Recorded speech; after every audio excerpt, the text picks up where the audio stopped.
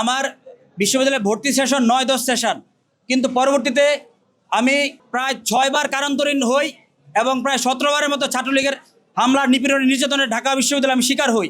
আমি প্রায় ২ বছরের মতো কারান্তরীণ ছিলাম, দীর্ঘদিন গুম ছিলাম এবং অনেক দিন আমি রিমান্ডে অমানবিক নির্যাতনের শিকার হয়েছি। ২০২৪-এর ছাত্র জনতার অভ্যুত্থানের মাধ্যমে বাংলাদেশের ছাত্র রাজনীতির যে ইতিবাচক ধারা সূচিত হয়েছে এবং ঢাকা বিশ্ববিদ্যালয়ের শিক্ষার্থীদের প্রাণের আকুতিকে ধারণ করে ঢাকা বিশ্ববিদ্যালয়ের সর্বোচ্চ অথরিটি তথা বিশ্ববিদ্যালয়ের উপাচার্য মহোদয় ডাকসু নির্বাচনের নীতিগত সিদ্ধান্ত নিয়েছেন এবং আমরা ইতিমধ্যে দৃশ্যমান অনেক অগ্রগতি দেখতে পাচ্ছি।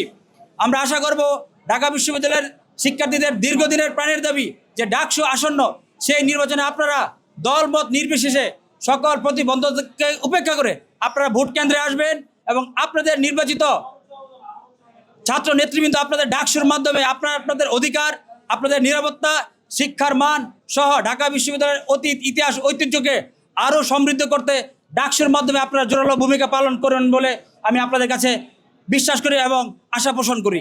আমার বিশ্ববিদ্যালয়ে ভর্তি সেশন ৯-১০ সেশন, কিন্তু পরবর্তীতে আমি প্রায় ৬ বার কারান্তরীণ হই এবং প্রায় ১৭ বারের মতো ছাত্রলীগের হামলা, নিপীড়ন, নির্যাতনের ঢাকা বিশ্ববিদ্যালয়ে আমি শিকার হই। আমি প্রায় ২ বছরের মতো কারান্তরীণ ছিলাম, দীর্ঘদিন গুম ছিলাম এবং অনেক দিন। বান্ডেল থাকলে প্রতি সেনমানিতে টাকা বাঁচবে। বিকাশ সেনমানি বান্ডেল কিনে জিতুন প্রতি লেনদেনে। আমি রিমান্ডে অমানবিক নির্যাতনের শিকার হয়েছি। ২০০০ ডাকসু নির্বাচনকে কেন্দ্র করে ঢাকা বিশ্ববিদ্যালয়ের অথরিটি আমরা যাদের গ্যাপ ছিল তাদেরকে ভর্তির সুযোগ দিয়েছেন, সেজন্য আমরা এই ঢাকা বিশ্ববিদ্যালয় প্রশাসনকে আবারও সাধুবাদ এবং ধন্যবাদ জানাই। আর যে নানা ভাগে যেটা বলেছেন, আসলে জিনিসটা তেমন না। আপনারা জানেন বাংলাদেশের বর্তমানে সর্বোচ্চ এবং সবচেয়ে বড় ছাত্র সংগঠনের নাম বাংলাদেশ জাতীয়তাবাদী ছাত্রদল। আমাদের এই দলে অনেক নেতৃবৃন্দ রয়েছেন যারা ডাকসুকে সামনে থেকে নেতৃত্ব দিতে চান, যারা ডাকসুর মাধ্যমে ভবিষ্যতে সুনাগরিক এবং সুনেতৃত্ব হয়ে জাতীয় রাজনীতিতে ভূমিকা রাখতে চান। আমাদের এখানে প্রতিদ্বন্দ্বিতা রয়েছে, আমাদের প্রতিদ্বন্দ্বিতা হওয়ার ইচ্ছা রয়েছে, কিন্তু আমাদের প্যানেলের বিষয় এখনও চূড়ান্ত কোনো সিদ্ধান্ত হয়নি। দল থেকে আমাদের সবাইকে বলা হয়েছে যারা যারা প্রতিদ্বন্দ্বিতা করতে চান আপনারা মনোনয়নপত্র সংগ্রহ করুন। আমরা দলের নীতিগত সিদ্ধান্তে এক হয়ে এবং আস্থা রেখে আমরা মনোনয়নপত্র সংগ্রহ করেছি।